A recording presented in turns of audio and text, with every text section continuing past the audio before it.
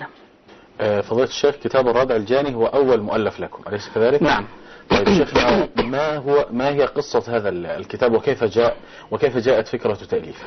طبعا أنا عندما نزل كتاب هذا المعترض هو طبعا استثار كل واحد يعني محب للسنة ومحب للحديث، لأنه اتهم الشيخ الألباني بتهمة في غاية البطلان.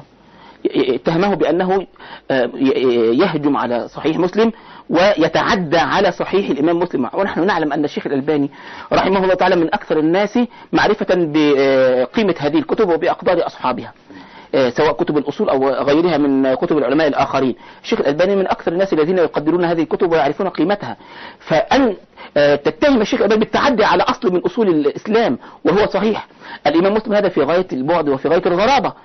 قد نقول أن الشيخ الألباني قد يكون أخطأ في موضعين، جانبه الصواب في موضعين، لكن أن تتهمه بالتعدي هذا أمر في غاية البعد وفي غاية العجب.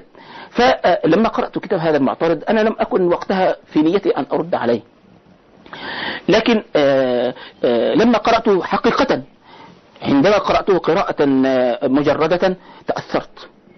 قلت الرجل فعلا يأتي بأشياء تدل على أن الشيخ الألباني يضعف أحاديث صحيح مسلم ويتهجم على صحيح مسلم. ثم بعد أن انتهيت من الكتاب قررت أن أقرأه قراءة متأنية، فرجعت إلى الكتاب ثانية وقرأته من الأول، وكلما قال قولا أو عزى كلاما أو رواية إلى موضع رجعت إلى أصلها في الكتب التي أحال إليها، فوجدت العجب العجاب. يبقى وجدت ماذا؟ وجدت أن ما ينقله عن العلماء بخلاف ما هو موجود في الكتب. وجدت ما ينقله من روايات لا تتوافق مع ما هو في الكتب. فوجدت التلبيس والتدليس والكذب والعياذ بالله، وهذا كله يدل على سوء الطوية، ونسأل الله العفو والعافية. ثم وجدت أنه أحيانا يرد على الشيخ الألباني بكلام الشيخ الألباني سبقه إلى تقريري، فالشيخ الألباني لا يوافق هذا، لا يخالف هذا الكلام.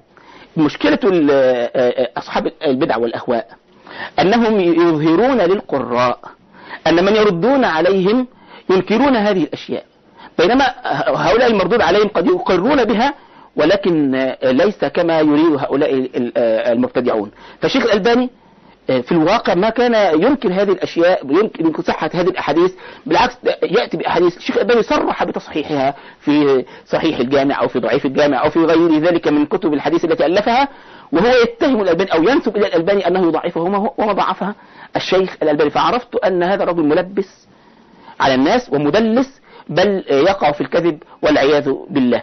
فهذا دعاني إلى أن أكتب، لابد أن أكتب وأن أبين للناس.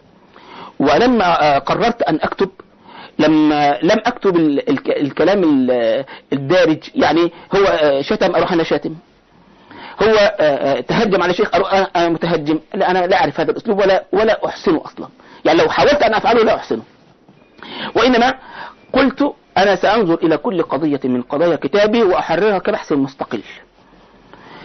مستقل بعيدا عن كتابي. هو يتكلم مثلا عن مسألة التدليس، أتكلم عن التدليس في بحث من عندي أكتبه لنفسي. هو تكلم عن مسألة الحسن لغيره وتقوية الروايات بعضها ببعض، أصنع بحثا مستقلا كما لو أنني لا أرد عليه، لأنظر ماذا كان عليه. وهذا هو الغرض من التأليف، ليس الغرض أن أرد كلاما بكلام، الغرض أن أوصل للناس رسالة، أن أستغل هذا الرد لتحرير العلم ولتأصيل العلوم وتوصيل هذا العلم الشريف للناس، فليس الغرض هو رد كلام بكلام. فبفضل الله تعالى كانت هذا فائدة لي أنا شخصيا، جعلني أبحث في الكتب وأتتبع كلام أهل العلم وأحرر هذه المسائل، وربما لم أكن قد حررتها من قبل، فحررت هذه المسائل وتوسعت فيها بفضل الله تعالى. ثم بعد ذلك بينت مدى خلاف هذا الرجل لأهل العلم، مدى بعد كلامه وبعد ما ذهب إليه عما حرره وأصله العلماء. فاستفدت أنا أولا، ثم أفدت القراء، ثم نسأل تعالى أن ينتفع هو بهذا النقد.